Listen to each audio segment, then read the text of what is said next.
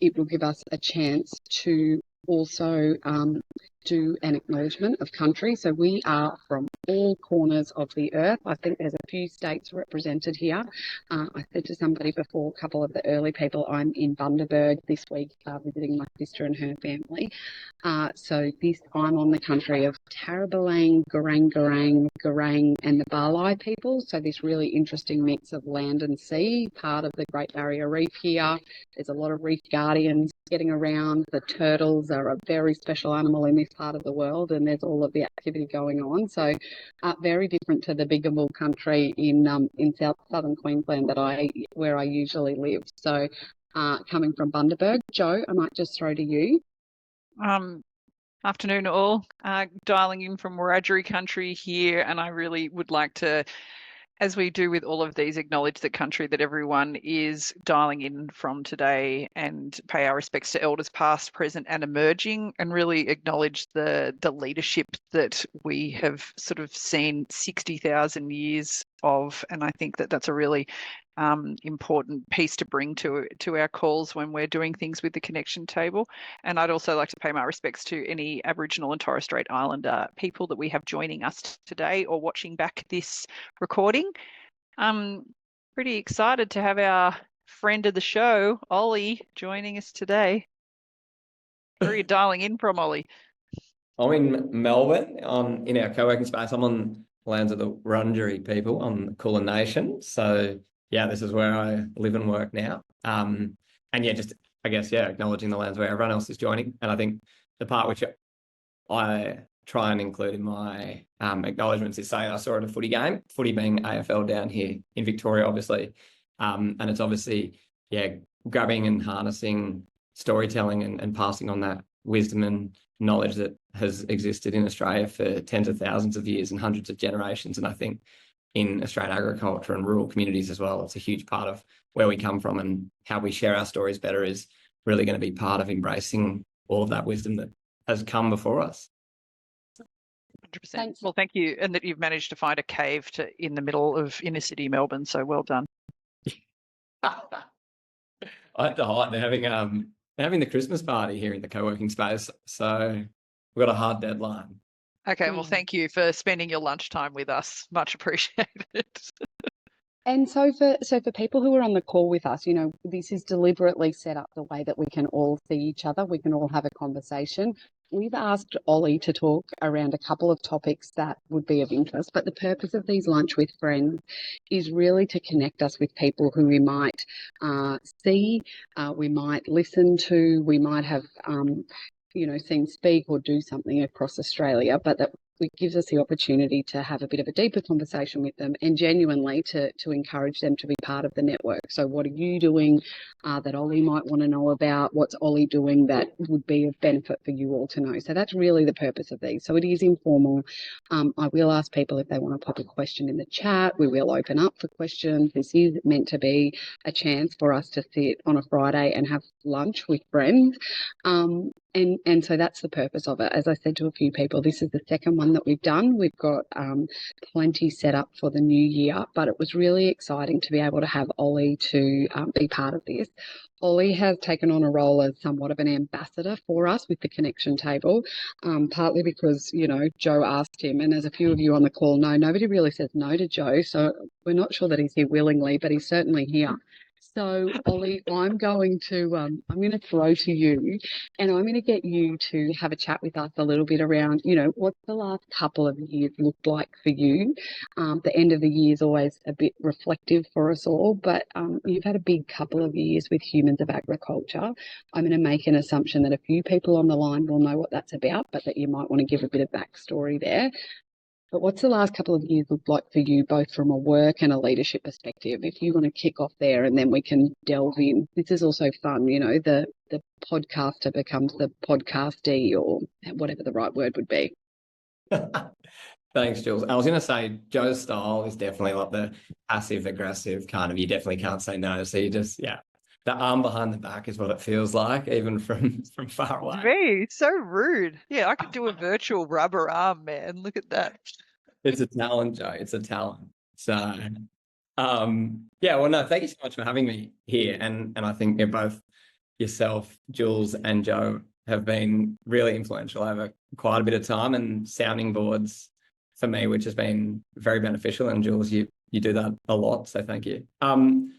Where to start? So yeah, I guess my background is in agriculture. I grew up in Sydney, so that's, I guess, my initial background, and earliest part of my life was spent in Sydney. And I was just this kid from Sydney who absolutely loved farming.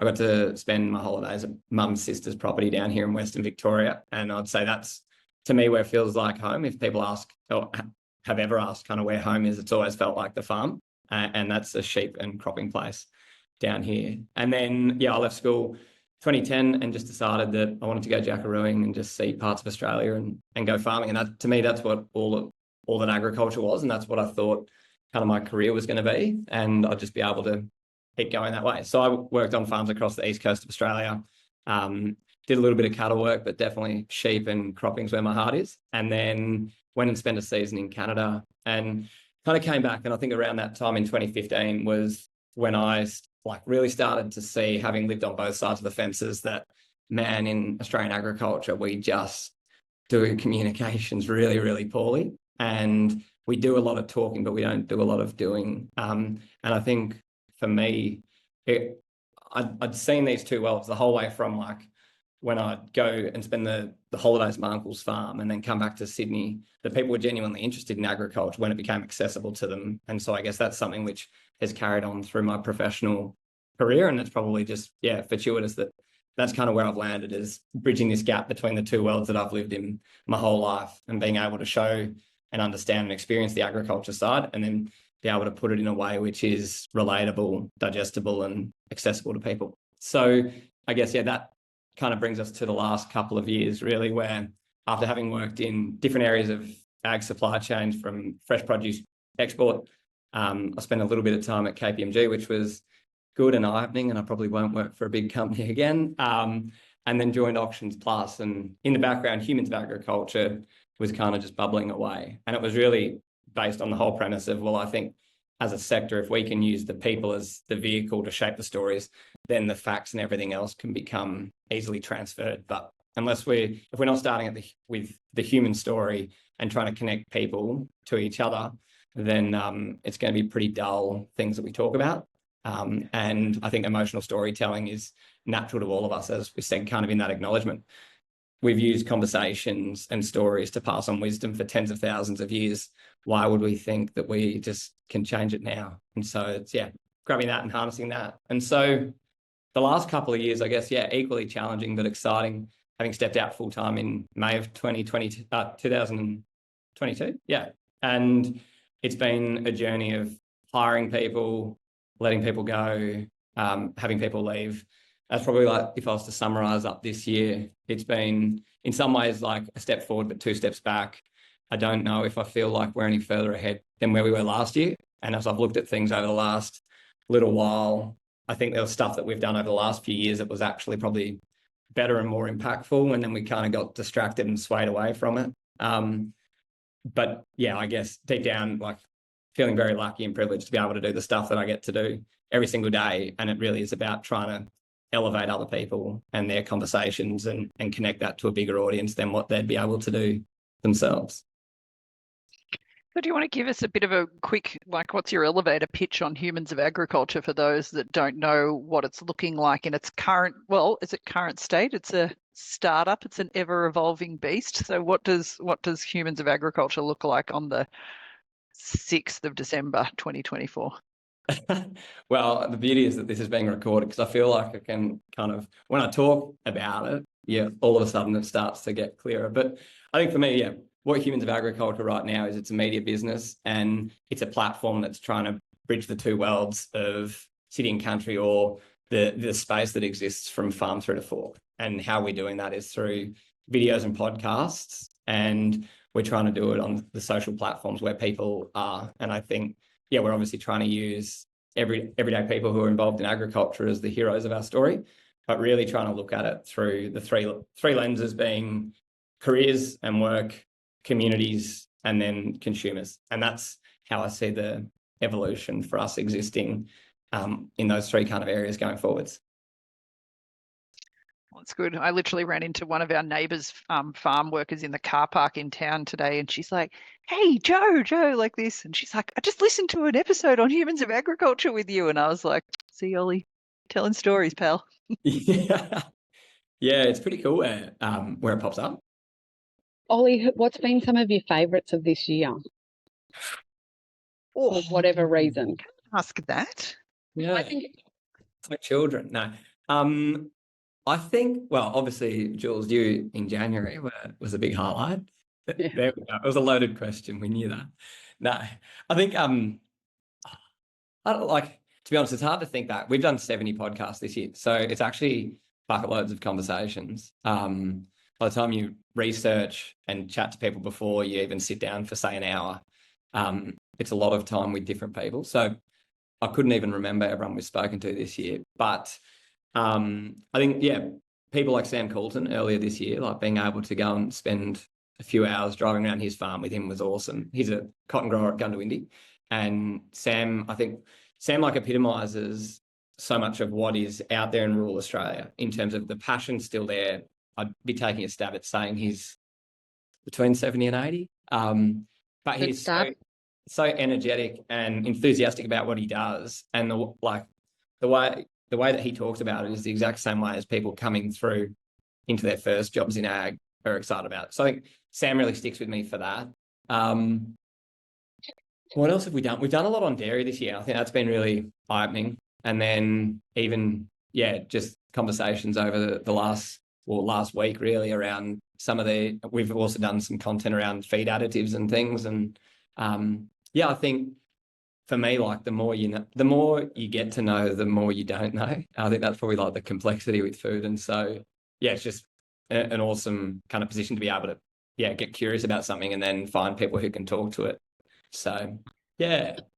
You've done a bit in the leadership space in the last couple of years as well, and I'm keen to dig into that, but I just want to throw open if anybody's got any questions for you as part of what you've just kind of touched on. Yeah, I've got a question for Ollie, and it's nothing to do with us being in a room together either. Your I've listened to most of the episodes you've done on dairy, and then just recently there's been a lot of social media blow up, I'll call it, around Bovaer, which if people don't know, Bovaer is a feed additive that is being marketed around the world as helping reduce methane emissions. There's been lots of companies come out and say we're not using Bovaer. Consumers are concerned that it's an additive that is going to be carcinogenic to the human population. It really highlights that disconnect to me around, on one hand, we're trying to do the right thing by our agricultural producers and providing advice around methane reductions, but on the other hand, we've got a group of consumers saying that we want to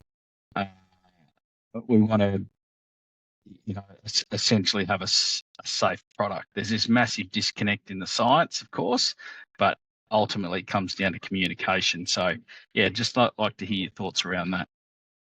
Yeah, no, luckily I'm prepped on this one. I've actually filmed a couple of selfie videos because I wanted to put something on social media around it because I think it's fascinating. And I think it really is probably reflective of where the ag industry is at in terms of our comms. I was thinking, like, if I was to try and find someone to talk to about it who's in the know, really all I'm going to get is talking points based off a media release and not actually get anywhere that has really the queries and concerns of where consumers, which we all are, kind of coming at it. So I think I can really empathize with the consumers in terms of where they come at with this. And I guess, yeah, using the Bovaer example. So I think it's this interesting challenge, which has probably existed for quite some time, but it's only going to get increasingly noisy into the future as brands and individuals, everyone has their own media companies now, basically, because of the power of social media, and the ability to go viral is literally just how you can flow into an algorithm.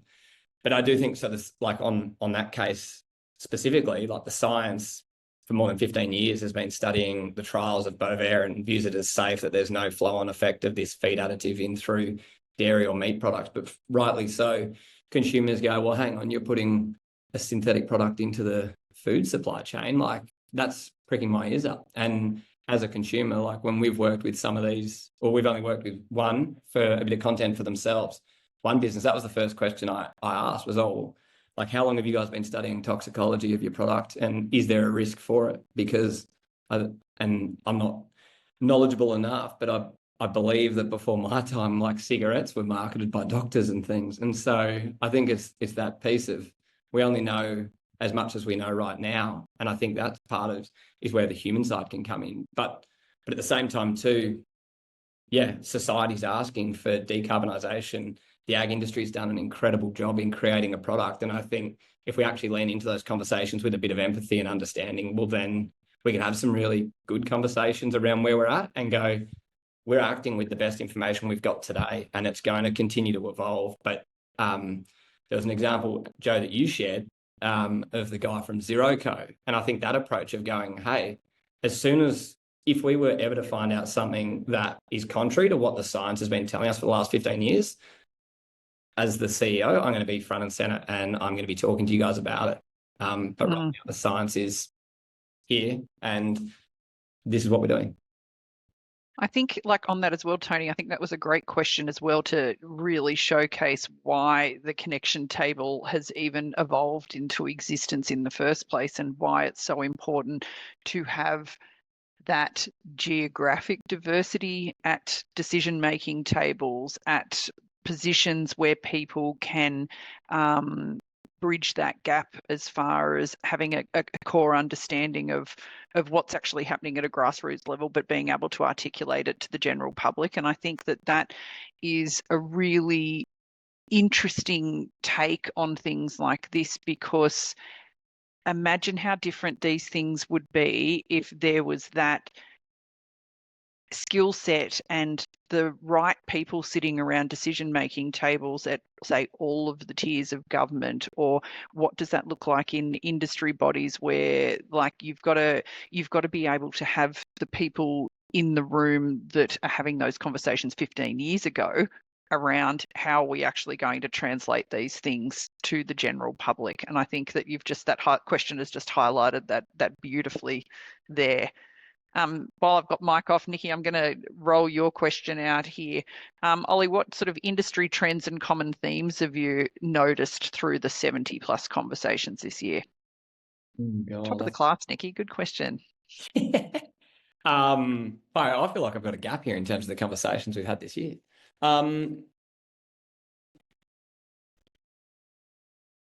I don't know. I'm trying to think. How about you ponder on that one? Let me take you back to then. As Jules sort of touched on, you've done a fair bit of investment in your own leadership development over the last couple of years.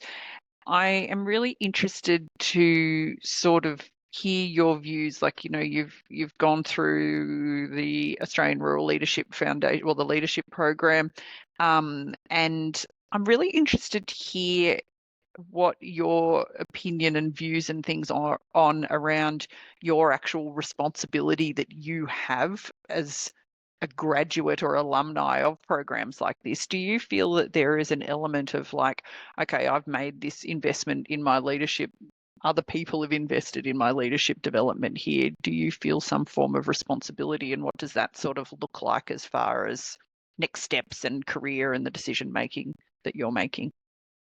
Good questions. I've got a couple of things actually that are front of mind with the podcast thing too, so I'll come back to that. So I guess, going back, for my first involvement in like a leadership program with the Australian Rural Leadership Foundation was with the when the National Farmers Federation created their 2030 Leaders Program. So I was part of that initial program, which was awesome. And then when I had the chance to be part of the ARLP, I was funded by like the community basically. So it was an alumni scholarship. So it was different people from different backgrounds that contributed to it. So I guess, I don't feel like I owe any one organisation or person something in that front. But I also think, and how I viewed a lot of the professional development opportunities I've done, like I know some people will talk about different programs or different periods of their life where they talk about it being life-changing. But for me, I feel like I was probably already on somewhat of a pathway, but that program has actually really enabled me to focus in and channel where I can best have my impact. And it helped give me the skills where I can support others. So I think, yeah, for me, like I view the leadership programs as being enabling. And I think naturally, like, yeah, falling into the key focus being rural, regional, remote Australia and agriculture, I think, yeah, it's kind of just natural to me of where I felt like I was going to fall and fit in anyway based off what I'd done. But I also don't necessarily feel like 100% tied to it either. And I guess part of that then is being open to what opportunities lay ahead. And so, yeah, in the type of work I'm doing, if I was to say like a consumer-facing brand that's based in Sydney or Melbourne was to come and say, hey, we'd love you to be involved from an agriculture side, we've got no one in that area, then I'd probably look at it and it would feel quite removed from the rural, regional, remote part. And even my decision, I guess, to live in Melbourne now, I feel like, yeah, being open to knowing that the work I do actively contributes to people who are living and breathing in the regions every day is actually the way that I can have impact. Mm. There's some really interesting chat in the chat, Oli, that links to that. So it's this piece around, the demographics. If Alicia's comment about, often ag is really good at talking to each other and we're really good at telling each other how great we are or talking about everybody else who doesn't think we're great. They're Julia's words now, not Alicia's. But Andy also had something in there around, have your demographics changed and who's actually listening to you? Can you talk a little to that, like where you started versus where you are now? Where are people coming from in terms of the conversations? Can you chat to us a bit about that? Yeah, for sure. And thanks for the questions, Andy and Alicia. I think, yeah, so we've done some surveys, but I think for me, like, to be honest, like anecdotal is probably the best way that we get our feedback. And I think like a couple of key examples were, and it's the ones that catch you by surprise and you're kind of like, why on earth have I been stopped by this person? How have they come across it? So the first one was with a bloke, one of my mates who I went through high school with. His younger brother stopped me in Double Bay at the Oak Hotel and said, oh, I really like following those stories of humans of agriculture. And I was like, sorry, Gus, like, why do you follow humans of ag and what is it about it that it interests you? So I mean, that's probably like the first one where it feels like we're kind of cutting through the noise a little bit. And it is part of, I guess, he's connected to me in some way, shape or form. But then earlier this year, I was over in Japan and I got stopped in Tokyo, which like just by chance seeing someone is insane. The fact that it was a complete stranger who I'd never met stopped me on the street to say, hey, I listen to Humans of Agriculture and consume it. Was incredible. And then I think also, so like being in this co-working space here in Melbourne, it's the chance to work with and sit around other people in totally other different businesses. And one of them works in PR purely focused on urban-based clientele. And she was in conversation with one of her friends who's a school teacher in Melbourne, and somehow agriculture came up. And then this school teacher spent a bit of time on the Humans of Ag pages and then ultimately started showing our content in the schools. And so I think like the power of being, say, like in the metro area here is actually huge. And it's only by chance that I guess I'm getting these feedback from people, because about 20 to 25% of our total audience isn't involved in agriculture at all, and about 40% are in capital cities. So yeah, we've been able to cut through, and then naturally we've been able to get a younger demographic of people. So about 83% of our audience are under 45 years old, or between 25 and 45 years old. So yeah, we're covering that next gen that's coming through, but we are getting feedback and even stopped on the street. So that's been pretty cool. In Japan, no less. I hadn't heard that story. That's very, very cool. Yeah. And other questions or comments around any of this, feel free to unmute yourselves. Andy and Alicia, I kind of lumped a few of your separate questions into one thing. So if you want to unmute and kind of talk about why that was something you're curious about. Yeah, thanks, Julia. I'm happy to jump in. And there's quite a few people on this call that are known to me and that knowing that I have been involved in this space for a very long time. Yeah, and the question about, I've recognised for some time that every agriculture day or, every issue that people want to comment, that industry do a fabulous job. Like, we pat each other on the back and we champion ourselves, but I really question, are we actually reaching into the audiences that we need to shift the dial on? And hence the question. And, I say this in a completely supportive way. I think we've got to find this way that people better understand that, to really change sentiment towards our industry, we need to work with people, and it's more than just opening the doors and storytelling. It's actually, we need to actually make a difference in this space, because we all live and breathe and rely on agriculture every day. So my comment there is, and I totally appreciate it, it's lovely to get feedback that, that people are receiving the information well. My further question to that is, I think we really need to move to a more formal way of how do we actually demonstrate that we're making a difference in that space, other than anecdotal, that there is some hard data that supports it. Because I have seen over a number of years those reports, and I always just be a little bit like, yeah, you can design a survey, or sometimes the questions lead people to answer in a way that what is going to elicit a response. So being open-minded about, really, I guess, asking in a way that elicits an honest response. And people can't answer on items that they really don't have much idea about, unless that is the question. Yeah, no, and totally get where you're coming from. And I agree, yeah, you can't just go off anecdotes either, but I think they're a pretty powerful way of being able to show it.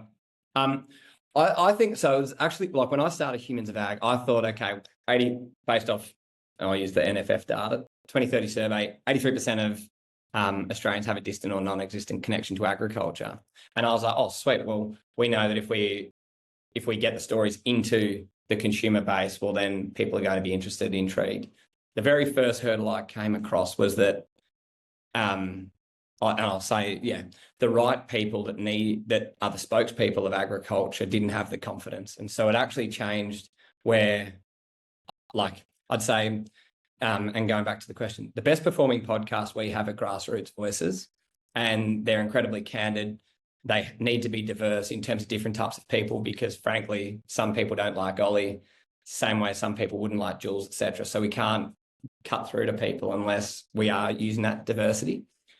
In terms of the conversations that perform the poorest are actually senior figures in industry and CEOs. And so when I see it, I actually think we've got a real empowerment challenge in ag, and that's where I see the role of Humans of Agriculture was actually for me to come and walk alongside people, because the same way that I've filmed that selfie video several times about Bovair, and which was intended to be educational, I haven't posted it because of that fear of backlash, and that's absolutely real for people in ag. And so as an industry, we need to look at ways that we better support people and walk along beside them to help them share their stories and use platforms like ours and mainstream media and everything else. But I think it is also that critical question of, are we actually putting the right people in front of the audience we're trying to get in front of to communicate the message? Because I think that's where, to get that cut through, it's got to be the right person resonating. And I think if we look at how individuals have been able to grow huge followings on social media just by showing their life, whether it's Big Farmer Andy and what he does day to day, he's been able to tap into a huge international audience that are interested in what he does. And I guess on the other side of that, and coming back to that return on investment piece, is it's partnering with consumer facing brands. Agriculture and talking about cows in paddocks and things isn't how consumers engage with our products.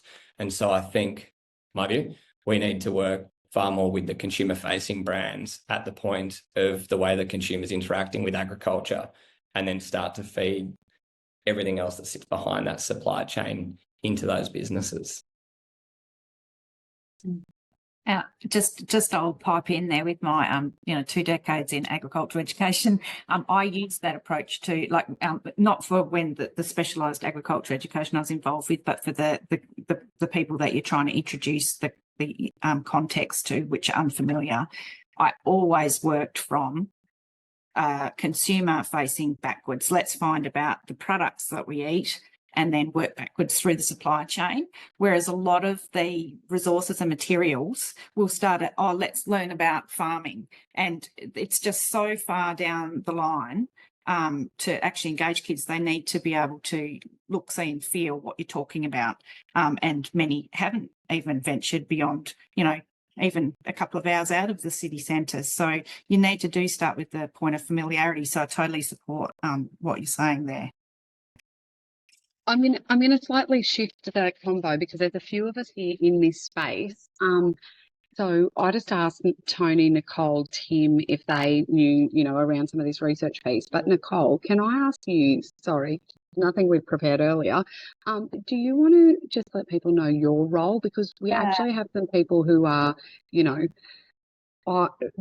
have our usual joke of, is Noosa really a region? We could throw in here, but do you want to have a talk about the work that you're doing around food and agribusiness across your part of the regions? Yeah, no, thank you. And it's I'm trying to encapsulate the thought bubbles that are going on in my head at the moment around exactly this, because we've been having this conversation a lot lately. And thanks, Jules. Nicole, I work for a group called the Food and Agribusiness Network, FAN, on the Sunshine Coast. We've got about 430 members now across the whole food value chain in southeast Queensland. So from custard apple farmers, regenerative farmers, brewers, distillers, chocolate makers. I personally have the best stock pantry in Queensland, and my children have really expensive taste now in artisan products, which is a whole nother conversation. We're a conduit for collaboration. So a lot of what we do is work with our members to connect them with resources, opportunities, information, each other. And that's why, to answer your question earlier, Jules, why am I here? Connection is my absolute why. Interestingly, we've had the very fortunate position to start sitting at some very big conversations and be at the table of some very big conversations around a national food strategy and the food systems, and all of these really, really, really, really big conversations where lots of very well-paid people and well-meaning people are talking about this at such a high level. What I'm finding is missing at a lot of these conversations is the insights of actual industry and the stories of the people who are actually in the food system. So I'm kind of feeling like it's a bit of a responsibility now of ours to actually sit at, absolutely make the most of sitting at these big conversations, but to actually tell the stories of John Tidy, our avocado farmer in Gympie, or of Sean and Kevin from Montville Coffee, who are Australia's first organic free trade coffee roasters, who are first B Corp organisation, because that is our food system. These people are it, and I feel that insight is really missing at the moment in a lot of these big conversations. And probably to your point, Oli, it's trying to bridge that disconnect and give some insights as to who these people are, what they're actually doing, why they're doing it. And I feel that's missing at the moment in this big conversation. So sorry, I don't know whether that was answering your question, Jules, but it kind of... I think it's really important. So we have people, to kind of draw this piece that Alicia also touched on. We actually need people based all over Australia having these conversations. If it was just left to the wool producers of Longreach, not helpful, right? They're not going to have the right story to be able to tell and engage. And so I think it is really important in terms of groups like yours, networks like yours, to be able to play that bigger role to coordinate and collaborate everybody in. And then how do we link you to the likes of the Ollies who are doing things? You know, there's pockets of activity happening all over. So I'm really going rogue, and Jo's still unmuted and she hasn't sent me any abusive text yet. So I'm going to keep it going. Nikki, can I throw to you? Because I think, you know, we've got a really, you know, the universe works in mysterious ways. Can I ask you to also share a little bit about who you are and what you do? Because that is another added flavour to this conversation. Yeah, definitely. Thank you. So my name's Nikki. I am one of the co-founders of Grown Not Flown, which is an online platform that connects micro, small scale, predominantly flower farmers all across the globe. So one of the things for us is that we want to make it's really sort of education, accessible technology, closing the technology gap that currently exists between the large industrial growers and the micro small scale growers, and helping to sort of start to solve some of those problems as well. And so I think for the flower industry in particular, it's the same thing, is that a lot of people just don't understand that 50% of flowers sold in Australia are imported, that when they come into Australia, they're treated with these really harsh chemicals because of biosecurity, and where you wouldn't, you know, normally have an open chemical bottle on your kitchen table, you'll instead have these flowers that have been dipped in those chemicals. And not just that, the first thing you do is stick your nose into them. And so we've got this sort of real education piece that we're trying to do, and it is really about celebrating the provenance and seasonality of flowers and food, and getting people to be sort of more aware of it, but also making it really easy to be able to search, source and connect with your local growers. Very cool. We've also got, what have we got? 2 National Rural Women Award winners for AgriFutures. Nikki, most recently. Jo, a few years ago. So the D-grade celebrities are coming in strong, Nikki. Yeah. I used to say I was a K-grade celebrity when I was the chief entrepreneur, just quietly. More than that, Julia Spicer, you were. You're at least a D. Of Eds. Meanwhile, Ollie's copying and pasting everybody's LinkedIn links so that he can sort all of his interviews for 2025. Does anybody else want to unmute themselves and also say, Ollie, I want to come back to you for an ask before we wrap up, and I know we've got about 10 minutes, but does anybody else want to unmute and just say who they are while we're here, given that there's some really important connections I know of? Andy, Tony, I'm kind of looking at you too. Andy, go for it. I can jump in, and look, apologies, I was a bit late jumping off a previous call, but I'm the AgTech Program Manager for Wine Australia. So we're actively exploring better ways of communicating research so that it actually has an outcome for people on the ground. So rather than just lumping a report on somebody's desk and saying you work it out, how do you join the dots to get extension working better?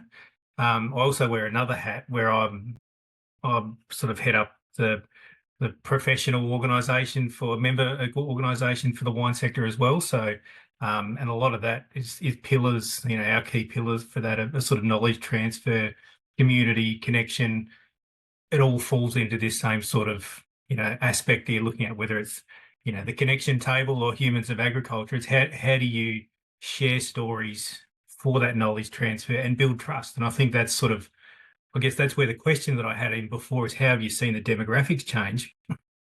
Did you start talking to consumers, or did you find you started talking to farmers and people who understand the sector, and which way has that sort of morphed, I suppose, with the storytelling? Yeah, I can definitely answer that, and I'd say it's been that's probably one of the most interesting learnings. Like in terms of going from the passion project, where it literally was just me in my bedroom during COVID chatting to people, to then having my livelihood depend on it, and other people as well. We, over the last few years, we've ended up like kind of defaulting to having conversations, talking back into agriculture, and most of the time, like, it's been really productive. So things around like the different resilience or recovery based kind of state-based or federal government programs, and being able to really talk to people's experiences of how they've faced adversity, overcome the things, etc. But yeah, it's probably part of, if I was to be completely honest, is that like from where I started it and trying to be consumer facing versus where are we? We're kind of somewhere along that pendulum. And I think we're still kind of working that out, because obviously it's really important. And I think there's still a huge opportunity to talk to people within agriculture and bring them together in different ways, to get them, like, as basically as get them across the things that matter in ways that they understand. That's kind of one angle. But then on the consumer side, I think that's where, like, I probably default to finding it really interesting at the macro side of agriculture. But then, yeah, why is it easier to talk into ag? Because I'd say if we were to focus purely on inside the farm gate, then we can tap on the shoulders of, and this is from a partnerships advertising model, then you've got your big multinational chemical companies, animal health companies, etc., and you could build a really sustainable business model. But at the same time too, talking to scrotum circumference of bulls is not overly exciting for me to talk about. And I'm Speak for yourself. I had to write about it when I was at Auctions Plus. And yeah, I guess it's that learning of, yeah, the granularity of stuff that happens inside the farm gate maybe isn't the place where I really want to spend my time. But it's, yeah, how do you move further down and do it in a way, for me, is in a commercial way. And that's where I haven't used any government grants or anything like that. Would love to look at it, but for me, like, the ability to stand on our own 2 feet and be commercial is the number one focus, alongside our independence. So that's been the trade-off. So it's just burn. So I have a bit of a question just to hook this back to, before we wrap it up, Oli, around, you talked about the episodes, like at quite a granular level, the episodes that do really well with you are the grassroots ones, and less so the corporate or the CEO or the bigwig in town, or supposedly the expert in things. If you sort of zoom out and zoom further out than agriculture and think about the regions and how, everyone sort of talks about how ag is really bad at PR and really bad at sort of storytelling. I think that we're actually even worse at a non-metro level. If you think about how does regional, rural, remote Australia portray itself, articulate itself, when we are quite often dependent on our stories being told when there is a drought, when there is a flood, when there is fires, when there is bad stuff going on, because that's what makes the news cycle. What sort of, I don't know if it's advice or just ponderings, could you sort of possibly have around what it looks like if you're thinking about the crowd that we're attracting with the connection table and whose sort of leadership journeys that we're supporting, is that we're talking to that same crowd that you are, that are getting all the listens and the likes and the clicks and all of the things. Have you got sort of ponderings around things to consider when you're actually wanting to put yourself out there? And I can imagine a lot of the time the people that you're talking to, you've tapped them on the shoulder and said, I think you'd be awesome at doing this, or someone's recommended them. But if people are actively actually seeking out opportunities to be one of those voices coming from the regions, do you have sort of some thoughts around that for people to have a bit of a think about? I do. I'm just writing down a couple of notes so I can answer your question. I think like to go back to the zooming out piece, and so I guess I'll answer that with one of the ponderings that I am thinking about.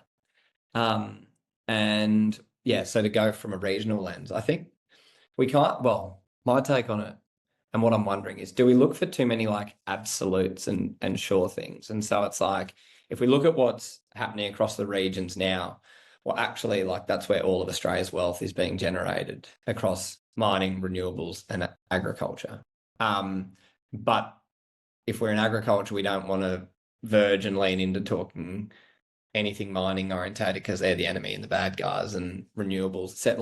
So it's kind of like we don't end up talking about anything because we're paralyzed of going, oh, well, like, if I talk about renewables and I'm in agriculture, then I'm supporting the enemy who's trying to take over food production. Whereas And I think it's kind of like, where can we find the common ground for say this campaign? And so an example, and this is what I was thinking about, is so we worked with the RSPCA last year for their approved farming scheme. And depending on if I was dating an agricultural audience, people would hate me, but we did it on meat chickens, and north of 90% of Australians meat chickens, more than 690 million birds a year, go through the RSPCA approved higher animal welfare standard. And so we were like, cool, well, we can talk about meat chickens through the RSPCA lens in this, because we want to learn about it, experience it, blah, blah, blah.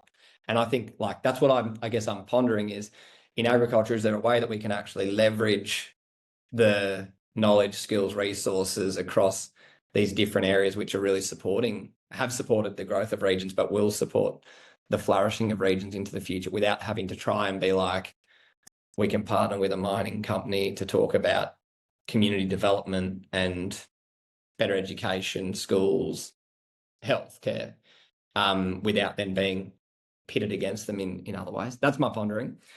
So yeah, if anyone has any answers on that, I'd love to talk to that. But I'd say then, in terms of advice to people who are looking to, whether it's be featured on a podcast or anywhere else, I think the biggest thing I'd say is just throw your hat in the ring and have a chat. And if you can, get someone, whoever it is, if it's a journalist or a producer or whatnot, on the phone. Because I think it's really thinking through, when it comes to, say, if you were looking to be featured through Humans of Agriculture, well, if you don't know much about our audience, see what you can find out, but otherwise ask. And then from that, it's coming through and answering, well, who's the audience? What can I talk to them about? And how can I engage them? And then ultimately, like, why would it be interesting? And then I guess the extra point being how this would benefit me as well. And I think, that kind of seems selfish, but if someone came to me and was like, hey, Oli, I really want the opportunity to develop my public speaking, can I be on the podcast? I'd probably say absolutely. Like, we can't guarantee that we're going to publish it, but I can interview you. And at the end of the day, I can hand you back an interview and work through that with you the exact same way that every other episode would feel, look, etc., that gets published. But it just depends on how that conversation's gone and if it fits into what we're doing. But either way, you kind of get that opportunity. So I think, more often than not, you are going to end up being inundated with tablers being like, can I practice my podcasting with you? Now, I know Jules is going to wrap us up. What did you want to wrap it up with, Jules? So a couple of things. There's lots of really good conversations going on in the chat, and we're never going to get all of that done in an hour. But like any good networking thing, now we all go to the car park and stand out there for the next hour and keep talking about it. So find each other in the car park, otherwise known as the connection table, or LinkedIn, because we've got all of our connections there. Oli, thank you for your time, as always. I think, you create a whole lot of different conversations, and that's really what we want to be able to do here. And it really is about being able to bring clever people together across the country.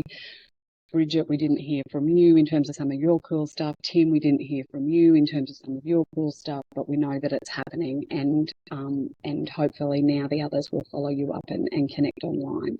Oli, the question I had for you as we wrap up, and isn't everybody so proud of my library voice? I've never been so quiet on a Teams in all of my life. It's really unnerving. Oli, what's an ask? What's something we can do for you guys as a result? So we're all going to practice our podcasting. What's something, what's an ask you might have for us? An ask. Good question, Jules. I think, well, really, it's just from here, if there was a chance to chat more about, like things that are happening in your neck of the woods. So interesting topics, interesting people. For us next year, we really want to like come back to those three pillars being careers and work, community and consumer things. So if there's anything that you're pondering or wondering about, always looking for ideas. And then obviously, from a regional lens, we would love to start to explore and look at how location is influencing agriculture. So starting to do some like regional spotlights. So if we're to say to go to the Northern Rivers as an example and look at it through the lens of coffee, dairy, beef, tourism, whatever it might be, to start to branch out that way. Because I can offer you 430 connections with narrative about how amazing our region is. So do the legwork for you. Perfect. Okay, it's 12:30 in my neck of the woods and 1:30 in some of you. I don't even know. I can do lots of things. I can't do daylight saving. I don't know what the time is anywhere else. Thanks for spending some time here with us today. This recording will be for the Connection Table members on the call, will be in under our Lunch with Friends tab, of which there's a few of you. For the rest of you, we might see you online at a future Lunch with Friends. We've got Lucia Heath coming to speak with us in the new year. She's part of Women for Elections. She's the CEO of the National Not-for-Profit Women's for Elections. We've got Dan Gable speaking with us in the new year from Black Sheep Capital, who's looking at how to unlock investment and wealth in the region. So Dan will be with us in the new year, as will a few other people. But if we're not talking to any of you before Christmas, have a really great festive season. Have a rest. A lot of us have had a very big year. Have a rest, and we'll see you all in 2025. Thanks, everyone. Bye, team. Great to see you all. Thanks, all. Thanks, Oli, and thanks, everyone. It was nice to meet you.